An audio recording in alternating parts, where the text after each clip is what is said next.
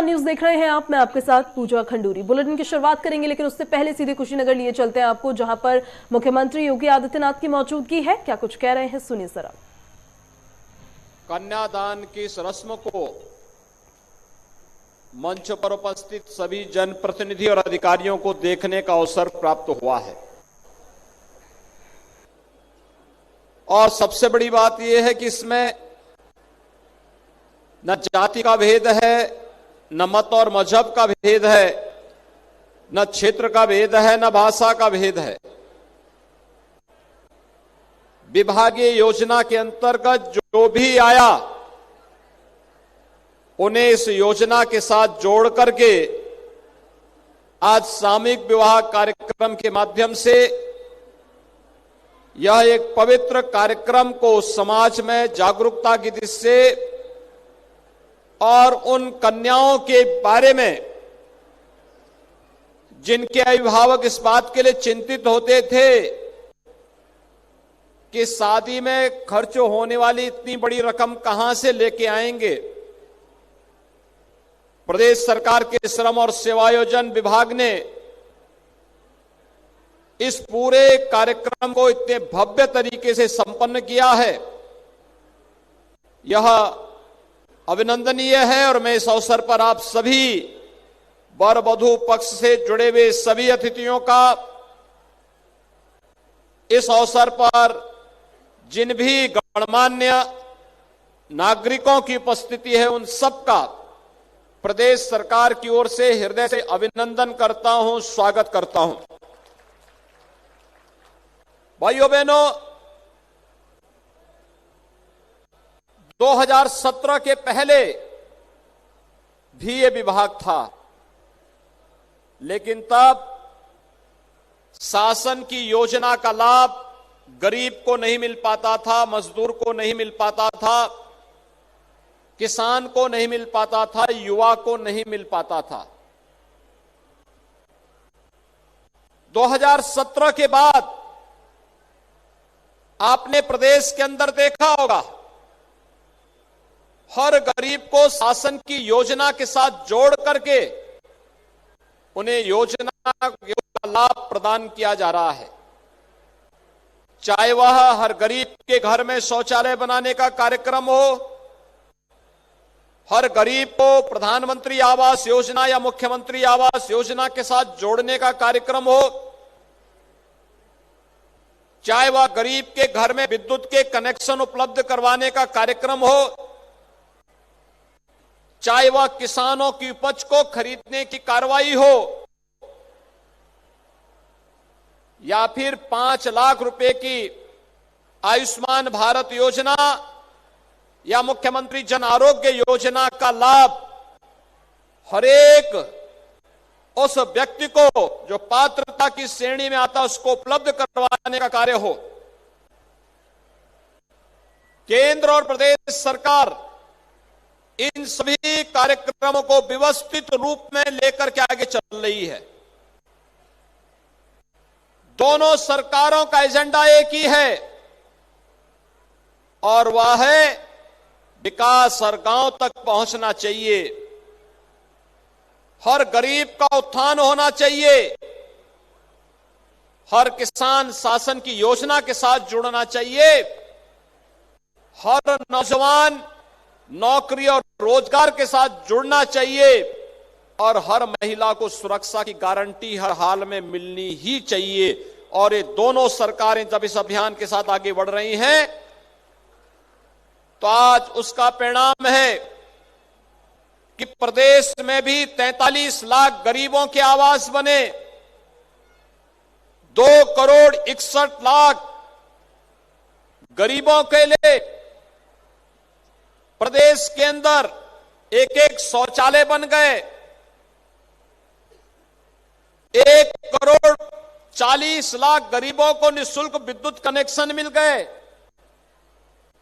1,56,00,000 गरीबों के पास रसोई गैस के सिलेंडर पहुंच गए, 90 लाख लोगों को निराश्रित महिला पेंशन, वृद्धावस्था पेंशन और दिव्यांगजन पेंशन का लाभ दिया जा रहा है। 2,54,00,000 किसानों को प्रधानमंत्री किसान सम्मान निधि का लाभ दिया जा रहा है। यानी ये तब संभव हुआ जब अपना पराये का भाव समाप्त हुआ और प्रधानमंत्री मोदी मंत्र सबका साथ, सबका विकास, सबका विश्वास और सबका प्रयास, ये चारों एक साथ जब मिलते हैं तो परिणाम भी इसी रूप में देखने को मिलते हैं। और आज का ये सामूहिक विवाह कार्यक्रम का आयोजन सबका साथ, सबके विकास, सबके विश्वास और सबके प्रयास का ये प्रतिफल हम सबके सामने देखने को मिल रहा है। सीएम योगी आदित्यनाथ को कुशीनगर से अभी आप सुन रहे थे। दरअसल एक सामूहिक विवाह कार्यक्रम में वो सम्मिलित हुए हैं और जिस तरीके से प्रदेश सरकार काम कर रही है उसके बारे में उन्होंने अपने संबोधन में जिक्र किया है। लोकसभा में अब पास हो चुका है तीनों कृषि कानून के वापसी का बिल और दरअसल इस बिल को ध्वनि मत से ही पारित करवाया गया है। जैसे पिछली बार ध्वनि मत से इस बिल को पारित करवा के, इस विधेयक को पारित करवा के बिल के रूप में बनाया गया था, इस बार इसकी निरस्तगी उसी तरह से हुई है। विपक्ष ने बिल पर चर्चा की मांग को लेकर हंगामा किया। लोकसभा की कार्रवाई फिर 2 बजे तक स्थगित कर दी गई। किसानों की सभी मांगें पूरी न होने तक आंदोलन जो है वो जारी रहेगा। राकेश टिकैत ने इस पर अपनी टिप्पणी दी है। बड़ी खबर इस वक्त बता रहे हैं आपको कृषि कानूनों से जुड़ी हुई, जिसको लेकर लगातार 1 साल से ज्यादा का वक्त हो गया है। किसानों का आंदोलन लगातार जारी है और अपनी तमाम मांगों के साथ जो किसान हैं वो दिल्ली के अलग अलग बॉर्डर्स पर मौजूद है। अब बड़ी खबर अभी ये है, शीतकालीन सत्र का पहला दिन आज है। आज ही इन्हीं विधेयकों को पेश किया जाना था दरअसल, ताकि इन कानूनों को रद्द किया जा सके, लेकिन विपक्ष के हंगामे के चलते कार्यवाही को बार बार स्थगित करना पड़ा। पहले 12 बजे तक के लिए कार्रवाई स्थगित की गई थी, अब 2 बजे के लिए स्थगित कर दी गई है। लेकिन कानून वापसी का बिल जो है, तीनों कृषि कानून वापसी का बिल लोकसभा में अब पास हो गया है। ये 6 तस्वीरें हम आपको दिखा रहे हैं, सदन की भी तस्वीरें हैं ये। और पहली तस्वीर में आप देख सकते हैं कि बिल वापसी को लेकर लोकसभा में कृषि मंत्री नरेंद्र सिंह तोमर ने इस विधेयक को पेश किया था। दूसरी तरफ विपक्ष ने चर्चा करने की मांग उठाई। हालांकि सरकार द्वारा कह दिया गया था कि बिल वापसी पर चर्चा नहीं की जाएगी, लेकिन विपक्ष ने जमकर मांग इस बात को लेकर उठाई कि अगर बिल वापसी हो रही है तो इस पर चर्चा होना जरूरी है। तीसरी तस्वीर देख रहे हैं आप। तीसरी तस्वीर में सदन की ये तस्वीर हम आपको दिखा रहे हैं। दोनों सदनों में 2 बजे तक के लिए कार्यवाही को स्थगित कर दिया गया है। राज्यसभा में अभी तक कोई भी विधेयक पारित नहीं हुआ है, लेकिन लोकसभा में तीनों कृषि कानूनों का विधेयक उनकी निरस्तगी को लेकर पास कर दिया गया है। चौथी तस्वीर देखिए, क्या लिखा है, वी डिमांड कि ब्लैक फार्म लॉस को लेकर तमाम विपक्ष के जो कार्यकर्ता हैं वो प्रदर्शन करते हुए बैनर हाथों में लिए यहां पर नजर आ रहे हैं। कांग्रेस के ये सांसद हैं जिन्होंने प्रदर्शन किया है। साथ ही 5वीं तस्वीर देखिए, सत्र से पहले विपक्ष की एक अहम बैठक हुई थी जिसमें टीएमसी समेत कई ऐसे विपक्षी दल थे जो शामिल नहीं हुए। तो ये उस बैठक की तस्वीर है। उसके बाद आखिरी तस्वीर पीएम नरेंद्र मोदी की। सभी सियासी दल से पीएम मोदी ने ये अपील की थी कि इस सत्र को प्रोडक्टिव बनाया जाए, शांतिपूर्ण ढंग से बहस की जाए। सरकार हर सवाल का जवाब देने के लिए तैयार है। ये वो तमाम बातें हैं जो पीएम मोदी की तरफ से कही गई थी। इस खबर पर ज्यादा जानकारी के साथ संवाददाता केशव मोहन मिश्रा हमारे साथ सीधे जुड़ गए हैं। केशव, शीतकालीन सत्र जारी है, अभी 2 बजे तक के लिए स्थगित है। सुबह से लेके अभी तक बिल्कुल कृषि कानून की जो वापसी थी, निरस्तगी थी, केवल वो विधेयक पारित हो पाया है। और कौन कौन से ऐसे तमाम विधेयक हैं जो आज पेश किए जाने हैं? देखिए पूजा, सुबह से ही लगातार सदन में हंगामा देखने को मिल रहा है। जहां एक तरफ शीतकालीन सत्र शुरू होते ही प्रधानमंत्री ने अपील की थी कि सदन में कार्यवाही के तहत सभी लोग जो है शांति बनाए रखें और सदन में हंगामा ना करें। लेकिन सुबह से ही सदन में जोरदार हंगामा देखने को मिल रहा है। तीनों कृषि कानूनों की वापसी को लेकर जो सरकार ने बात कही थी, आज सरकार ने वो बिल वापस ले लिया है। सबसे पहले लोकसभा में बिल वापस ले लिया गया। हंगामा हुआ। सदन का कहना है कि जो तमाम विपक्षी नेता हैं उनका ये कहना है कि हम चाहते थे कि इस बिल पर चर्चा हो, लेकिन सरकार इस पर चर्चा नहीं कर रही है।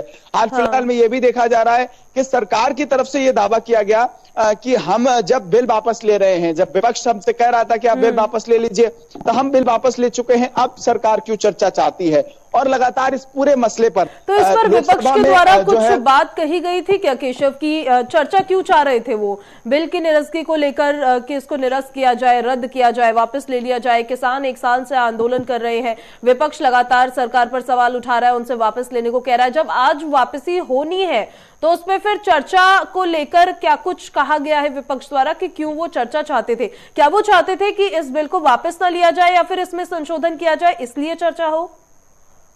देखिए, विपक्ष की लगातार मांग रही है। अधीर रंजन चौधरी हुए, उन्होंने भी साफ कहा है कि हम चाहते थे कि सरकार इस बिल पर चर्चा करे। एमएसपी जैसे तमाम महत्वपूर्ण बिंदुओं पर सरकार जहां बातचीत कर रही है, वार्ता कर रही है, और उनका विपक्ष का साफ तौर पर कहना है कि सरकार को एमएसपी पर लेकर एक कानून बनाना है। और सरकार अभी हाल फिलहाल में तीनों कृषि कानून वापस ले रही है, इस पर कोई चर्चा नहीं हुई है। तो एमएसपी जैसे जो महत्वपूर्ण जो बिंदु हैं उन पर चर्चा नहीं हो चुकी है। किसान आयोग गठन करने की बात है, उस पर भी अभी कोई चर्चा नहीं हुई है। तो विपक्ष चाहता है कि कहीं सरकार ऐसा तो नहीं है तीनों कृषि कानून वापस लेने के बाद इस पूरे मसले पर चर्चा ही ना करे, फिर ये जो है विपक्ष को मौका ना मिल सके। लेकिन देखिए केशव, ये तो फिर बात की बात हो जाएगी ना। जो वो चाह रहे हैं गारंटीड कानून बनवाना, उस विधेयक को पेश किया जाएगा कि बिल बन सके। और ये जो कृषि बिल है, इनको इसके विधेयक को पेश किया गया था कि इनको रद्द किया जा सके, इनको वापस लिया जा सके। तो दोनों चीजें तो अलग अलग हो जाती है। एक काम पहले होगा तभी तो ना दूसरा काम आगे बढ़ पाएगा। बिल्कुल, देखिए ये विपक्ष को समझने की आवश्यकता है, क्योंकि विपक्ष लगातार हंगामा भी कर रहा है और लगातार सदन में नेता प्रतिपक्ष और अधीर रंजन चौधरी समेत तमाम लोगों का यही कहना है कि जो किसानों की 5 मांगे हैं, जो तमाम किसान शहीद हुए हैं, उनको मुआवजा दिया जाए। सरकार कह रही है कि सबसे बड़ा मुद्दा तीनों कृषि कानूनों की वापसी का था। हम तीनों कृषि कानून वापस ले रहे हैं। आखिर संवाद की कमी रही, हम किसानों को समझा नहीं पाए। सरकार ने हाल फिलहाल में यह भी कहा है, कृषि मंत्री नरेंद्र सिंह तोमर भी कहते रहे कि हम बिल को गलत नहीं बता रहे, हम बिल को काला नहीं कह रहे हैं, हम ये कह रहे हैं कि हम किसानों के साथ संवाद नहीं स्थापित कर पाए। हाल फिलहाल में सरकार ने तीनों कृषि कानूनों की जो बात कही थी, आज पहला दिन है शीतकालीन सत्र का, और ये बहुत महत्वपूर्ण है पूजा कि पहले दिन ही सरकार ने लोकसभा से तीनों कृषि कानूनों की वापसी कर दी है। और अब आज ही के दिन ये बिल राज्यसभा में पास हो रहा है। 2 बजे के बाद जब कार्रवाई शुरू होगी, कृषि कानूनों की अगर हम बात करेंगे, अगर किसान समझना चाहे केशव, अगर किसान समझना चाहे केशव, तो अभी लोकसभा से ये विधेयक पारित हुआ है, इसके बाद अब ये राज्यसभा में जाएगा, उसके बाद ये राष्ट्रपति के पास जाएगा, फिर उस पर साइन होगा। कितना वक्त लग सकता है संवैधानिक तरीके से इसको रद्द होने में? देखिए, अगर हम बात करें सरकार की, तो सरकार इसको बिल्कुल होल्ड करना नहीं चाहती है, क्योंकि जैसे ही आज शीतकालीन सत्र शुरू हुआ, सबसे पहले जो सरकार का काम था कि लोकसभा में इस पूरे बिल को जो है वो निरस्त कर दिया जाए। तो लोकसभा में इसकी पूरी कार्रवाई हो चुकी है और चर्चा नहीं हुई, तो शायद इसमें ज्यादा वक्त भी नहीं लगा। अगर चर्चा होती तो मुझे लगता है शायद इसमें वक्त लग सकता था। सरकार ने चर्चा नहीं करवाई, सरकार ने साफ कह दिया कि हम तीनों कृषि कानून वापस ले रहे हैं। और ये बिल राज्यसभा पहुंच रहा है, राज्यसभा में मुझे लगता है बहुत ज्यादा वक्त नहीं लगेगा। उसके बाद राष्ट्रपति का जो है उस पर सिग्नेचर होगा और उसके बाद साफ तौर पर जो है ये बिल जो है वापस हो जाएगा। सिंघू बॉर्डर की मैं बात करूं तो वहां पर भी किसान जश्न मना रहे हैं। गाजीपुर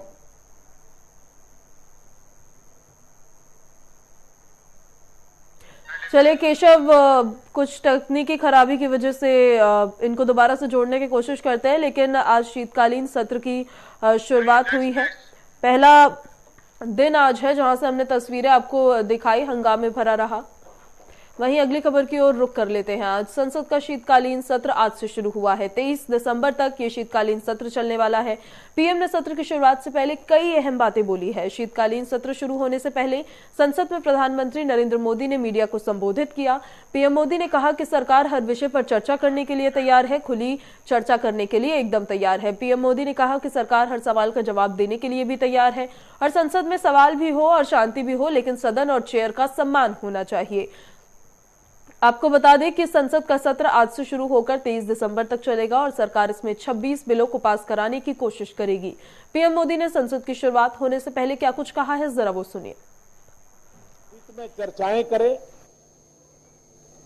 देश की प्रगति के लिए रास्ते खोजे, देश की प्रगति के लिए नए उपाय खोजे और इसके लिए ये सत्र बहुत ही विचारों की समृद्धि वाला, दूरगामी प्रभाव पैदा करने वाले सकारात्मक निर्णयों वाला बने। मैं आशा करता हूं कि भविष्य में संसद को कैसा चलाया,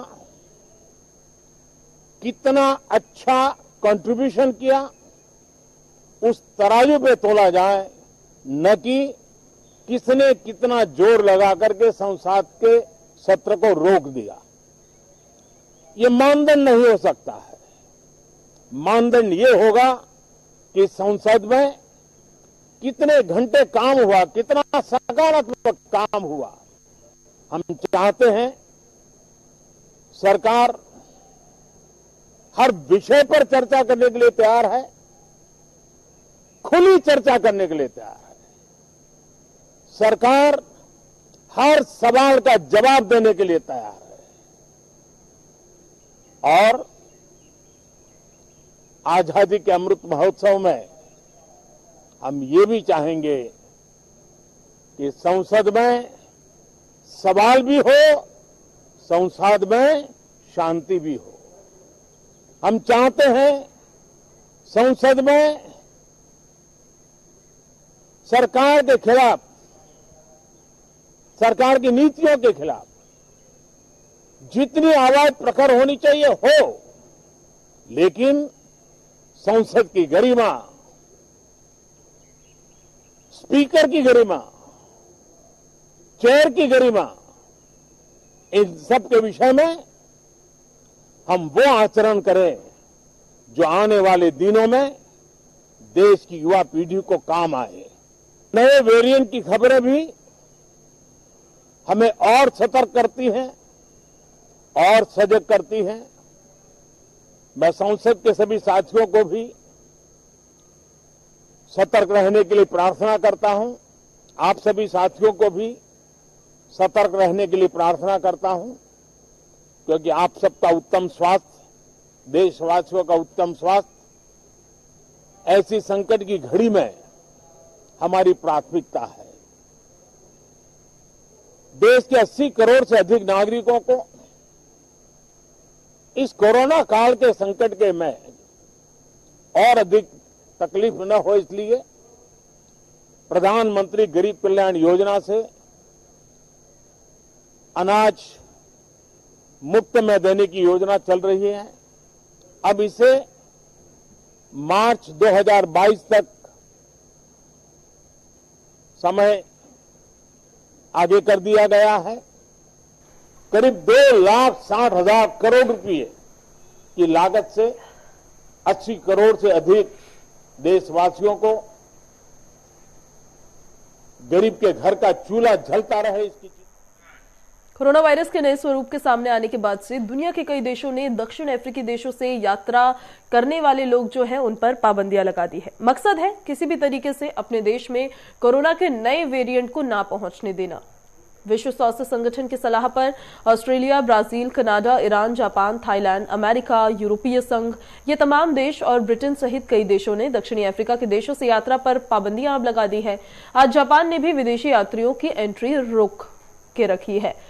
भारत सरकार भी नए वेरिएंट को लेकर सतर्क दिख रही है। सरकार की ओर से प्रभावित देशों से आने वाले लोगों पर रोक तो खैर नहीं लगाई गई है, लेकिन नियम सख्त कर दिए गए हैं। प्रभावित देशों से आ रहे लोगों को आरटीपीसीआर रिपोर्ट लानी अनिवार्य होगी। साथ ही एयरपोर्ट पर भी आरटीपीसीआर टेस्ट करवाना जरूरी होगा। सरकार की ओर से क्या कुछ नियम बनाए गए हैं वो भी जरा आप समझिए। Reported to have multiple mutation in one variant, and the number is quite high. It's almost like 30 mutations in one particular viral protein, which is very unusual situation. Because earlier we were seeing a couple of mutations in different proteins. But in this particular case, there are multiple mutations in the receptor binding domain, which actually flagged the importance of this particular variant. It could be more transmissible, or it might have different kind of a functional activity, which we don't know at this stage. That's how I think there is so much of concern, I will say. It's not a panic, but it's a concern that we need to watch out this particular. But there is no point having a panic for this, but it's important to be alert and informed about this variant, so that we take special precaution. We take special precaution to screen much more stringently all the foreign travelers and make sure that we somehow protect us from the entry of this, not only this particular variant or the other variants from different countries. तो लखनऊ में आज BJP core group की अहम बैठक होने जा रही है। सीएम योगी आदित्यनाथ समेत कई नेता इसमें शामिल होंगे। बीजेपी के प्रदेश अध्यक्ष स्वतंत्र देव सिंह बैठक में मौजूद रहेंगे। 2022 चुनाव को लेकर यहां रणनीति बनना तय है। बड़ी खबर इस वक्त बता रहे हैं आपको, आज बीजेपी की कोर कमेटी की बैठक होने जा रही है। अहम बैठक है लखनऊ में, दरअसल ये बैठक होने वाली है। सीएम योगी आदित्यनाथ इस बैठक में शामिल होंगे और उनके साथ साथ कई नेता इस बैठक में शामिल होने जा रहे हैं। लखनऊ में ये बैठक होने जा रही है, जिसमें आपको बता दें कि सीएम योगी आदित्यनाथ समेत बीजेपी के प्रदेश अध्यक्ष स्वतंत्र देव सिंह भी बैठक में मौजूद रहेंगे। 2022 के चुनाव में लगातार जो रणनीति रहेगी उस पर चर्चा होना संभव है। उसी से जुड़ी बड़ी जानकारी है। बीजेपी ने अपनी तैयारियां अब तेज कर ली है और 2022 चुनावों को लेकर अपनी रणनीति यहां पर तैयार बीजेपी करेगी। लखनऊ में आज ये बैठक होने वाली है। बताया जा रहा है कोर ग्रुप की अहम बैठक लखनऊ में होगी। सीएम योगी आदित्यनाथ समेत कई नेता इसमें शामिल होंगे। एक तरीके से देखा जाए तो 2022 में चुनावों में किस तरीके से उतरना है, उन सभी मुद्दों को लेकर और रणनीति को लेकर इस बैठक में चर्चा की जाएगी। इस बैठक में बीजेपी के प्रदेश अध्यक्ष स्वतंत्र देव सिंह की भी मौजूदगी रहेगी। वहीं आपको जानकारी दे दें, 2022 विधानसभा चुनाव अब नजदीक है, जिसको लेकर सभी पार्टियों ने अपनी अपनी तैयारी कर ली है। बीजेपी की तैयारियां भी तेज है। आज लखनऊ में बीजेपी की कोर ग्रुप की बैठक होने जा रही है। बीजेपी प्रदेश अध्यक्ष स्वतंत्र देव सिंह इसमें मौजूद रहेंगे। इस खबर पर ज्यादा जानकारी के साथ हमारे सहयोगी अनूप त्रिपाठी हमारे साथ सीधे जुड़ गए हैं। सीधे रुक करते हैं अनूप का। अनूप, बीजेपी की कोर कमेटी की बैठक होने जा रही है, बैठक से जुड़ी क्या अपडेट है आपके पास? देखिए पूजा, अभी बैठक शुरू नहीं हुई है और अभी तक स्वतंत्र देव सिंह जो प्रदेश अध्यक्ष हैं, कोर कमेटी के हेड हैं, वो बाहर हैं। लिहाजा अभी संशय है आज बैठक होने में, इस बैठक को कल पर भी टाला जा सकता है। लेकिन बैठक जिन मुद्दों पर होनी है वो बेहद महत्वपूर्ण है। 2022 की तैयारियां और आज जिस तरह से संसद में कृषि बिलों को लेकर बिल पास हुआ है, कानून पास हुआ है कि उन्हें वापस लिया जाएगा। उसके बाद जो परिस्थितियां बन रही हैं, किसानों का जो पराली जलाने का मुद्दा था उसे भी सरकार वापस ले रही है। उसके बाद अब पश्चिमी उत्तर प्रदेश में खासतौर पर किस तरह से बीजेपी को काम करना है, बीजेपी के जो नेता हैं, पदाधिकारी हैं, संगठन से लेकर विधायक और सांसद तक, उनको किस तरह से काम करना है, इस पर मंथन होगा, इस पर चर्चा होगी। और अगले 1 से 2 माह में जो अभियान बीजेपी के चलाए जा रहे हैं बूथ लेवल पर, चाहे वो पन्ना प्रमुख की बात हो, बूथ अध्यक्षों की बात हो, उस पर निर्णय लिया जाएगा। उस पर इस बैठक में गहन मंथन होगा और सबकी अपनी अपनी जिम्मेदारियों की समीक्षा की जाएगी। और बीजेपी के लिए ये बैठक अनूप काफी ज्यादा अहम इसलिए भी हो जाती है क्योंकि देखिए 2022 के चुनाव जो है वो तो नजदीक है, उसके साथ साथ पश्चिमी यूपी में जिस तरीके से किसानों की नाराजगी है, हालांकि भले ही कृषि कानूनों को वापस लिया जा रहा हो, उन्हें रद्द किया जा रहा हो, लेकिन और भी तमाम मांगे हैं जो उन्होंने सरकार के सामने रखी है, लेकिन उस पर अभी तक कोई चर्चा नहीं हुई है।